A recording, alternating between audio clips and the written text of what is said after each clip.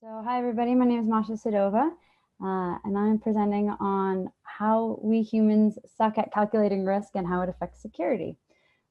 Quick intro about me. I've been in security space for 17, 18 years, started in a more traditional field of cyber forensics, if you call that traditional. In 2012, started a team called Security Engagement at Salesforce, where I was responsible for the internal security best practices for the company, for researchers, developers. And when I was there, I became obsessed with this question of what would it look like if people wanted to do security instead of had to. And so I started my research into the fields outside of security that took me to behavioral science, positive psychology, and game design, where I created a framework that actually shifted behavior in a significant and measurable way at Salesforce. And I use that to build the foundation of the company that I currently run called Elevate Security, which is building a platform in the space. So based on that experience, I'm really excited to talk to you all today about how we can use the elements that behavioral science has taught us around risk calculations and how it affects security decisions. So I really wanted to do this talk because having worked with security researchers and security teams in the past, I found that often security vulnerabilities get discovered and found and aren't often remediated with the speed and the severity or with the gravity that we as security professionals would like them to have. And we also find that even though we discover a slew of these behaviors or actions or even bugs, they keep repeating. And that can be a very frustrating and demotivating experience if you're a security researcher. And so I wanted to shed a little bit of light as to why this happens and why this is part of the human condition. So what I'm going to do in this talk is go through a selection of biases and beliefs that we as human beings have that can affect these. By no means is this the exhaustive list that explains why we do things in security. It's just a selection of several that I have picked up along the way and found incredibly fascinating and think it's relevant to share with this community. So the first thing I really wanted to tackle is the belief of knowledge. So when we in security education space started the field, we started with posters and videos and said, well, it must be that people don't know. And if I tell them about the severity of the bugs or tell them about the phishing best practices, they'll change their behavior, right? Unfortunately, facts and knowing the facts is not enough for us to shift. And one of my favorite illustrations of this is the shepherd's table example. And so if I asked everybody on this call, which table that in front of us is longer? You'll say, well, that's a dumb question, Masha. The green one is obviously longer. And yet, when you see them in practice, you realize that they're actually exactly the same size. And this is an optical illusion. Now, that's cool, but when you go back to the exact same example, and you now know that the tables are still the exact same size, your brain can still not see the fact that the green table is longer. So even though you know that it is the same size, it doesn't change the fact that you perceive it differently. So this is where the concept of biases and knowing our biases come in. We can see this as an example of knowing is not enough in password practices. LastPass did a cool survey of a large portion of their users and population and found that a large percentage of the population knows what a secure password is and knows it's important, and they understand the risk of reusing it. And yet a huge percentage of them still choose an easy password and reuse similar or the same passwords going forward. So just because you know it doesn't mean you're going to do anything differently. One of the reasons that this can be explained is a bias called the superiority bias, that it won't happen to me. They did a study in 1980s where they surveyed thousands of drivers and asked them if they thought that they were going to be a below average, like an average driver, and above average driver. And 93% of the respondents thought that they were an above average driver and responded and were excellent in risky conditions and at high speeds, which statistically is impossible. So there's definitely a percentage of those people who had an unrealistic view of their driving capability. What that also looks like is 61% of drivers use cell phone while driving, but 91% also know that that's a really dangerous practice. We just believe that that behavior doesn't apply to us because we are superior. We're just more talented, more capable than the average human being. And so this effect won't actually get to us. And so what that looks like from a security perspective is, yeah, I don't necessarily need to change my passwords because that's not really ever going to happen to me. Or I can detect all the phishing attacks and spear phishing that gets into my inbox. So I don't really need to make sure my systems are up to date. So we choose that reckless behavior because we think it doesn't affect us. The next bias I wanted to highlight is through a story of the Columbia Space Shuttle. So in 2003, the Columbia broke up and its return to Earth, killing all 7 astronauts that were on board.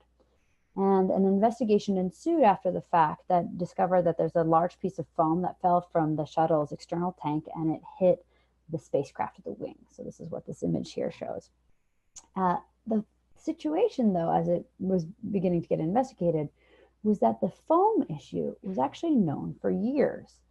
And when they looked back, they found that in almost 10% of other missions where they could observe such a shedding, it did happen and it did cause damage. But in all of those other cases, it never hit a critical part of the shuttle, thereby not causing catastrophic damage as it did in the Columbia's situation. And what started happening for the engineers for these types of systems is they began to see foam shedding as an inevitable part of the procedure, an inevitable risk that they chose to accept until it got to the point of a critical failure. So this became understood as a near-miss bias. I really want to dive into this a little bit more because I feel like this is particularly applicable to security practices. So I'm going to walk through a couple more examples. But before we go into those, the near-miss bias as a definition is seen as when people systematically categorize near misses as successes, especially when luck intervenes to avert failure. So they attribute it to skill when in fact it's actually luck, and they misattribute how much they contributed versus just sheer probability. So recklessness ensues because they think they have a say in the outcome. So NASA, obviously having high stakes in this, did another study where they used a Mars rover simulation, and they asked a handful of information business management business students, all who have background in statistics and probabilities as nature of their degrees, to go through a simulation where they had to navigate a Mars rover from one crater to the other. And each day, the participants were given a weather report that would influence whether or not they should stay or move, given the chances of failure for the wheel. And what they found was that those who decided to move in questionable weather situations and survived it were more likely to take a riskier decision the next day. And even though they were presented with the probabilities afresh every single day, they still incorporated the previous successes into their decision.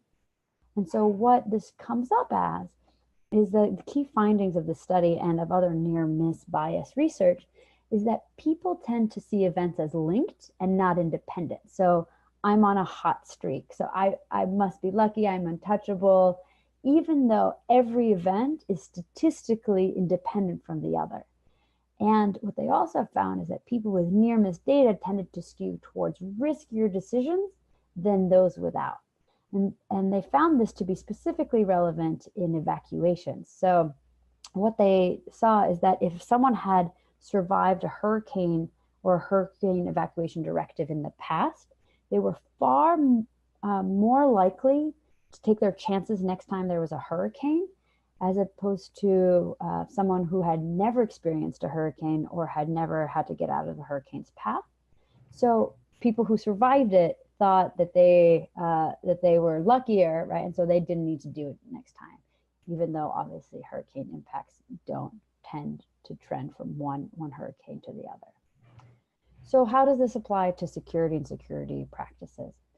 So as an organization, as executives, decision makers, owners of critical systems, every time we know about vulnerabilities we have in our systems and then nothing happens, we aren't breached, there's not a loss of data, we begin to feel that we're more confident that we're not going to be breached and that we're going to, we're doing enough to stay secure, when in fact it might be by sheer luck that we're avoiding an incident. And it's also worth noting that if you're talking with someone who has been through a breach before, they're going to be much more responsive to your findings.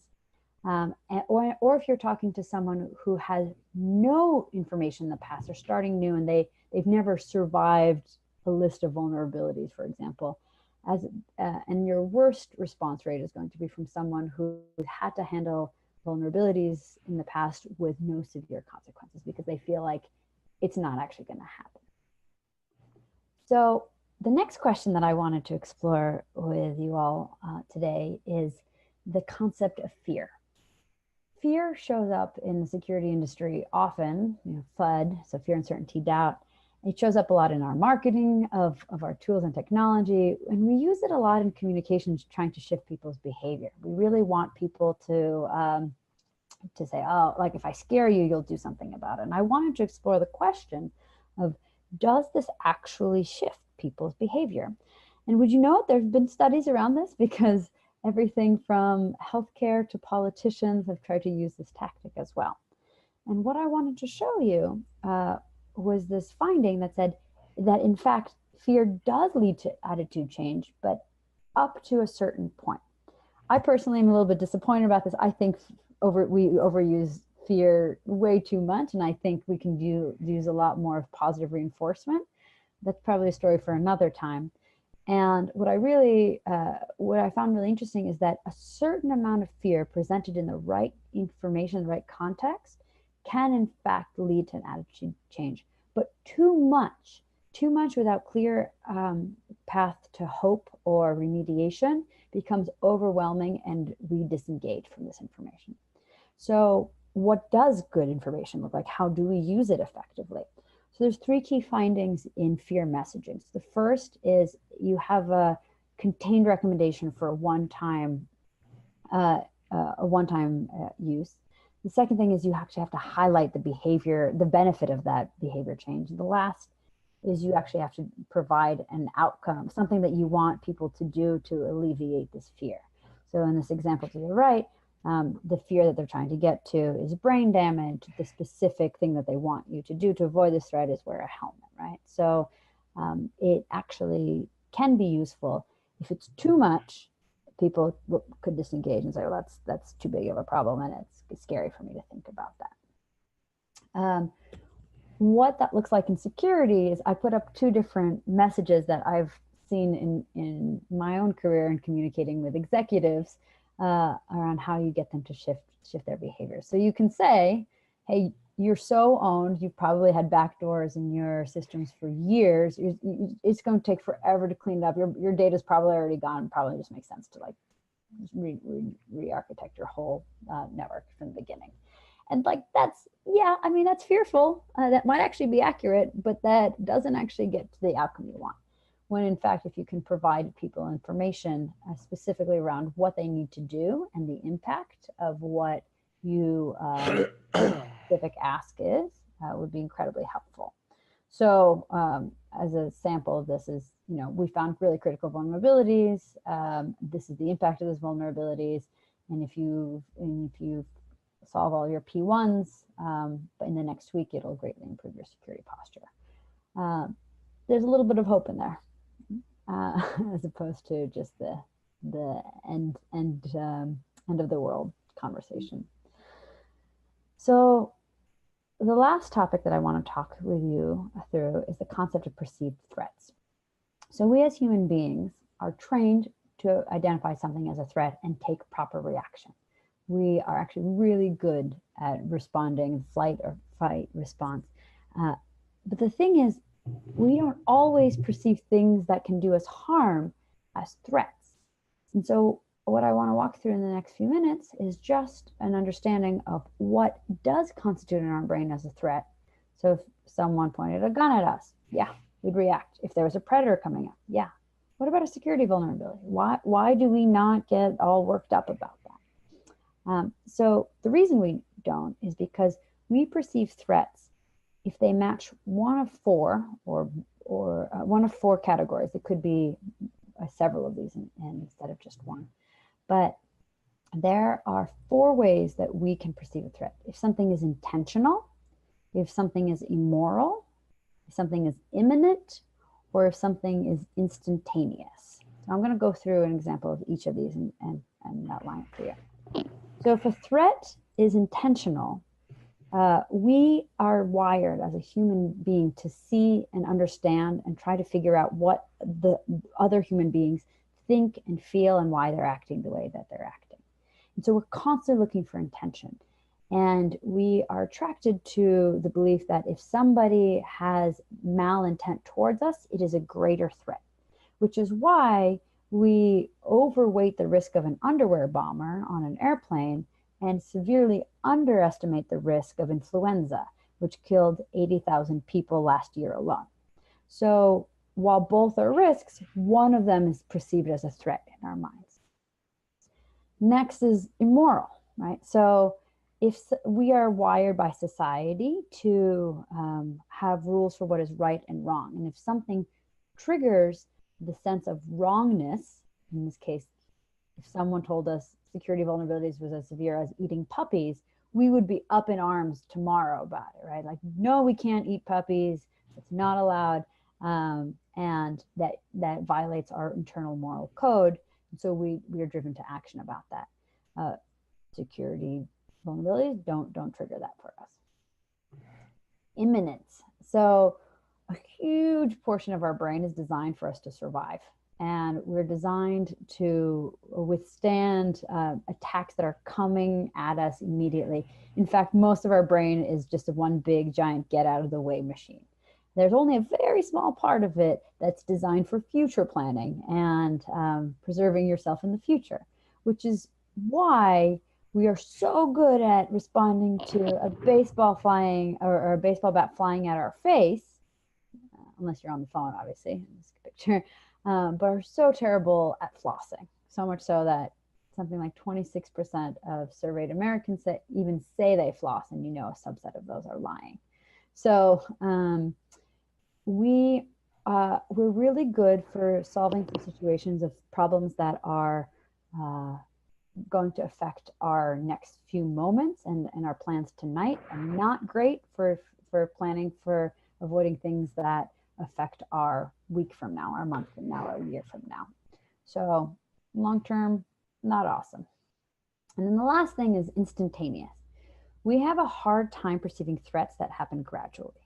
Now, if you woke up tomorrow and all of your luscious head of hair, in this case, was gone, then you would see this as a tragic incident and yet that needed to be resolved, and you're going to escalate this, try to find medicine. We, as a society, would say there's an epidemic happening, massive hair loss happened overnight.